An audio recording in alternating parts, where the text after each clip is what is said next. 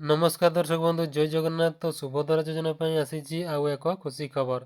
जो माँ मौसी मैंने सुभद्रा टंका पाई नाहांती एवं सेमानकर सुभद्रा पोर्टाल अंडर प्रोसेस देखाउछि तो सेमाने कोण पाई पाउ नाहांती एवं कोण कले पाइबे।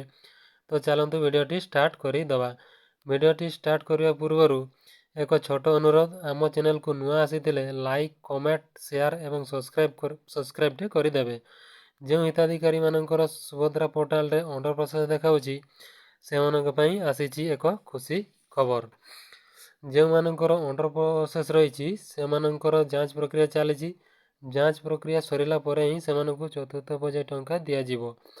केवाईसी जांच समस्या थिबारु एबे चतुर्थ पर्याय टंका को स्थगित रखा जायछि।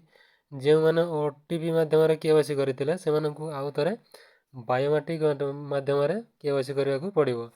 एवं जो मानकर ऑप्ट आउट रही से पोर्टाल माध्यम अभियोग करि पारिबे।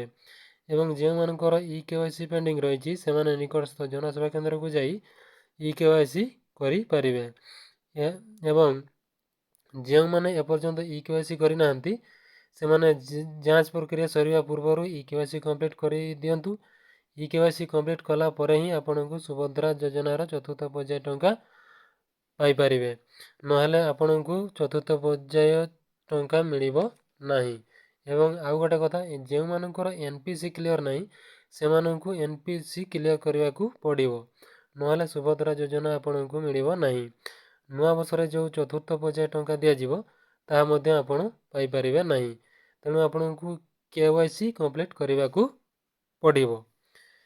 यह थिला आजिर वीडियो। जदि वीडियोटी भलो लागिला तेबे आम चैनल को सब्सक्राइब करदेवे एवं लाइक करदेवे। रही जय जगन्नाथ।